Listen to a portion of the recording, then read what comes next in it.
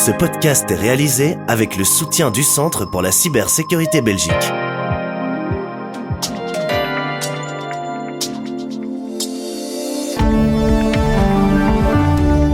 Madame, monsieur, bonjour, bienvenue à Z sur 7, votre podcast Z quotidien. Aujourd'hui, nous sommes le 30 septembre et nous avons un nouvel épisode de Z sur 7 pour vous. On sait que 4 des 5 négociateurs tirent une liste, sont candidats au majorat. Nous sommes actuellement dans une période politique intéressante, avec à la fois un gouvernement qui peine à se former et des élections communales qui approchent à grands pas. Olivier Mouton reçoit Benjamin Biard, politologue au CRISP et professeur dans plusieurs universités, notre invité du podcast du jour. L'info à ne pas manquer. Un expert interviewé par Trends Tendance analyse les racines d'une actualité forte. J'ai envie de commencer avec une actualité récente et en cours, c'est de demander pourquoi le Palais a prolongé la mission du formateur Bardo-Wever, du gouvernement fédéral, jusqu'après les communales.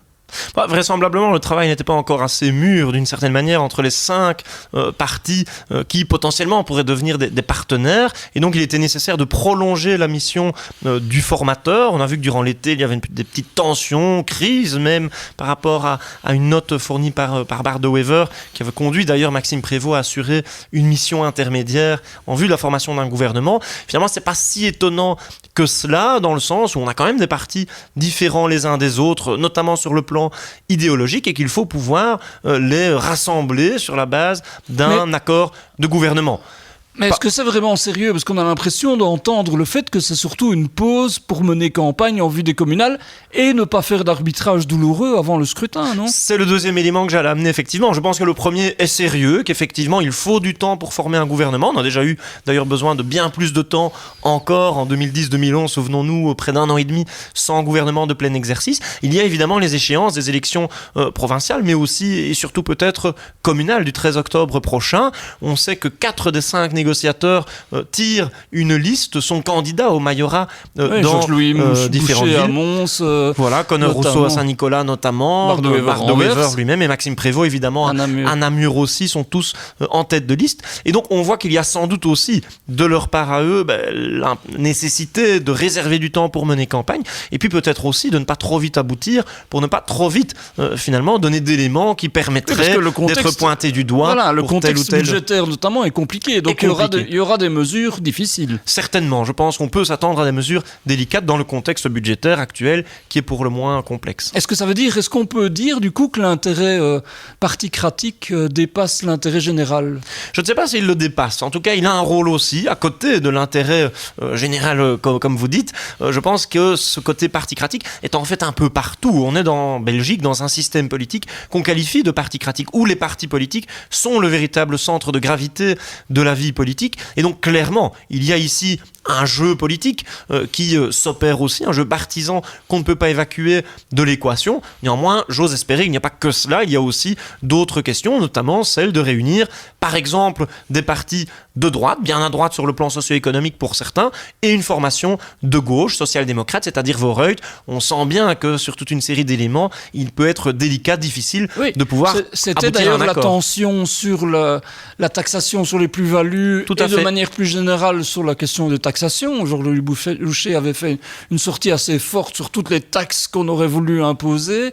Ça montre là que, en fait, ces 5 partis sont peut-être pas aussi proches que l'on disait sur le plan idéologique, non ? Non, ils ne sont pas aussi proches sur le plan idéologique les uns des autres. Simplement, il y a plusieurs éléments perçus comme des avantages à former un gouvernement de type Arizona. Le premier, c'est qu'il associe les gagnants, entre guillemets, du scrutin du 9 juin dernier. Ce n'est pas toujours le cas.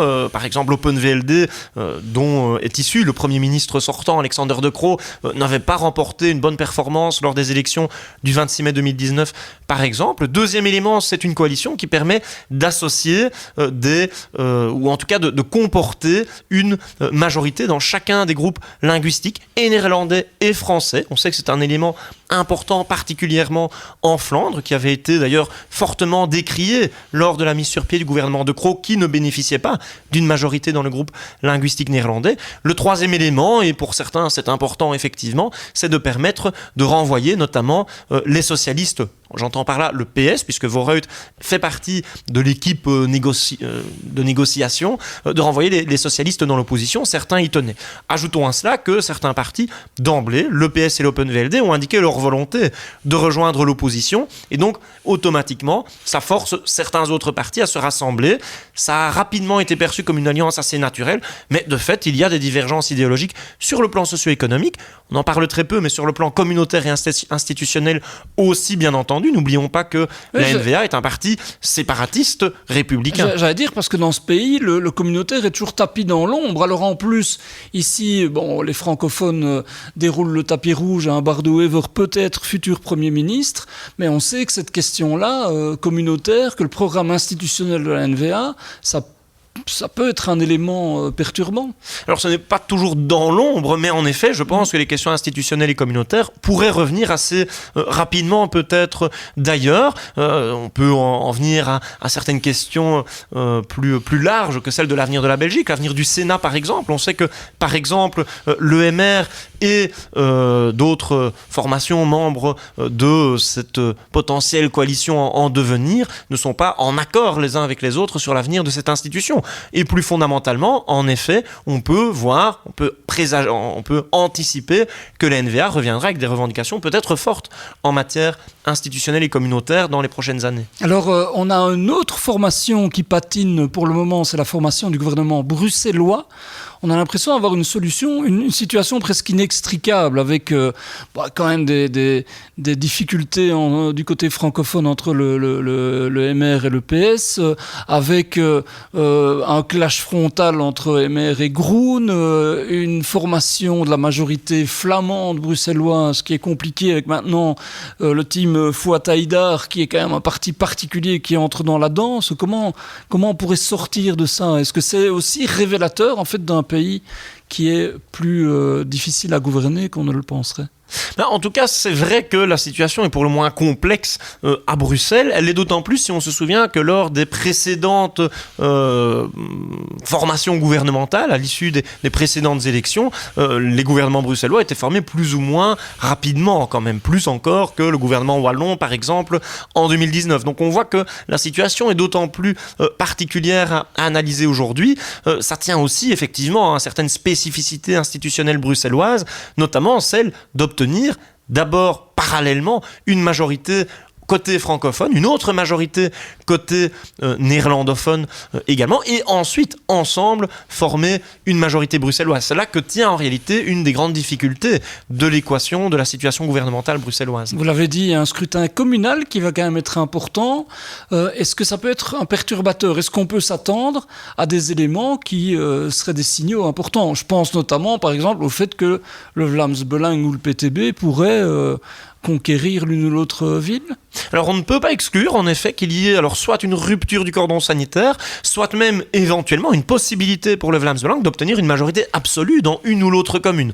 Je pense par exemple à Ninove, où n'oublions pas qu'en 2018, la liste locale du Vlaams Belang tirée par Guy Dazeler a manqué de justesse en réalité l'obtention d'une majorité absolue. On verra si cette fois-ci sera la bonne pour cette liste à l'issue des élections du 13 octobre. Côté PTB aussi, on voit que c'est une formation qui, hormis à Zelzat, n'exerce pas le pouvoir au niveau communal en Belgique. Ça a d'ailleurs été fortement rappelé par le président du PS déjà durant la campagne menant aux élections du 9 juin dernier.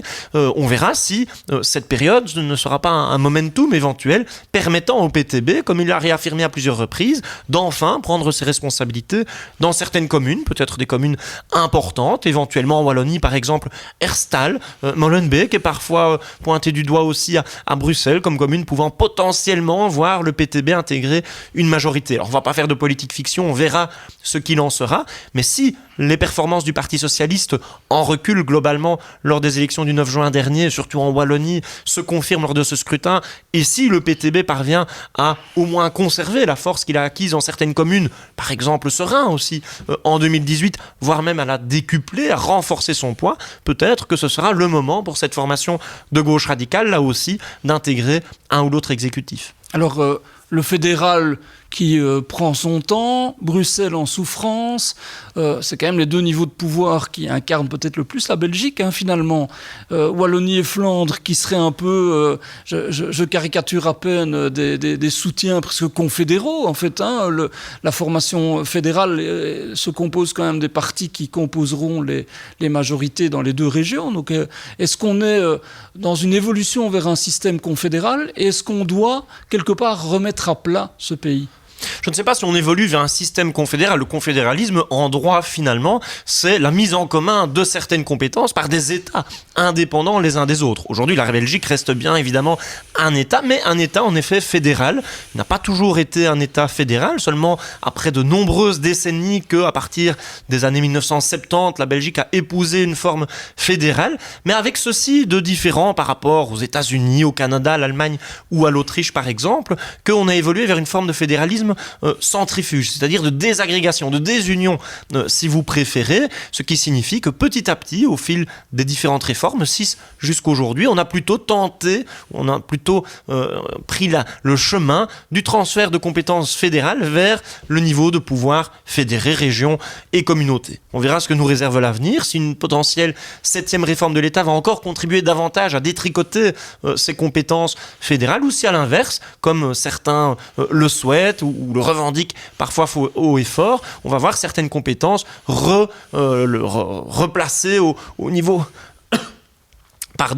fédéral. Je n'en suis pas sûr, mais ce qu'on peut dire en tout cas, c'est que le modèle fédéral belge est encore en cours de construction d'une certaine manière, il n'est pas encore abouti, et on le voit notamment en étudiant la situation bruxelloise par exemple, ou d'autres situations, qu'il y a encore certainement des boulons à resserrer ci et là pour améliorer le fonctionnement de ce système institutionnel pour le moins complexe. Alors Benjamin Biard, est-ce qu'on va assister à une législature qui sera du sang et des larmes, parce qu'on parle de changement, on parle de nouvelles majorités, en Wallonie un nouvel élan, mais globalement, est-ce que le principal sujet, c'est pas le budget ? Est-ce qu'on ne joue pas avec le feu ? Est-ce que ça ne va pas être très difficile en réalité ? C'est un des principaux sujets. D'ailleurs, on le voit avec le gouvernement wallon, le gouvernement de la communauté française aussi déjà mis sur pied durant cet été, que ce n'est pas nécessairement l'élément qui ressort le plus. Au contraire, les évolutions, les réformes qui sont présentées du doigt sont celles qui peut-être font le plus plaisir à un certain segment de la population avant les élections communales et provinciales.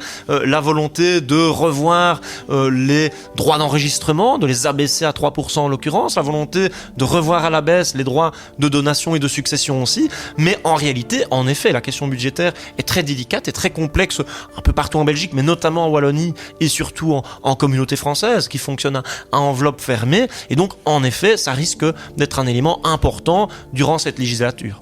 Est-ce que ce n'est pas aussi la preuve qu'il faut remettre à plat davantage le système, notamment en Wallonie, on parle beaucoup de réduire les aides, les subsides, mais est-ce qu'on va quelque part dégraissir l'État ?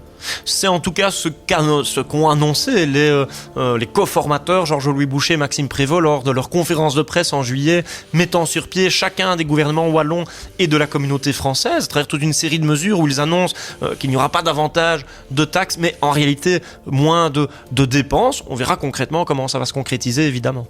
On le sait, former un gouvernement en Belgique n'est pas de tout repos. Encore moins lorsque les élections communales approchent et que plusieurs présidents de partis sont sur les listes. Il faudra donc attendre quelques semaines avant que la situation n'évolue. Merci à toutes et tous d'avoir écouté cet épisode du Z-Podcast. On se retrouve demain avec Anne Marchand pour démarrer votre journée avec Z sur 7. En attendant, restez bien à l'écoute du Conseil en cybersécurité de la CCB. Z sur 7, le podcast quotidien de Trends Canal Z.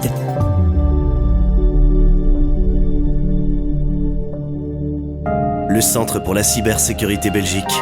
Œuvrons ensemble à un avenir plus sûr dans le domaine de la cybersécurité.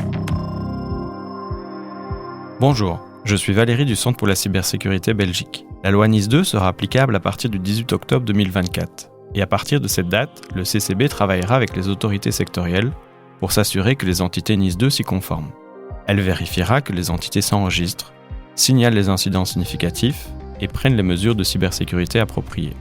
En tant que service d'inspection par défaut, le CCB s'efforcera d'abord d'obtenir une remédiation de la part de l'entité elle-même, mais il pourra, si nécessaire, adopter les mesures administratives appropriées.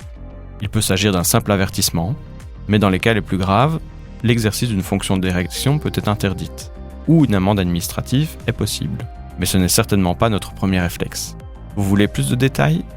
Allez sur le site atwork.cfoneweb.be. Le Centre pour la cybersécurité Belgique. Œuvrons ensemble à un avenir plus sûr dans le domaine de la cybersécurité.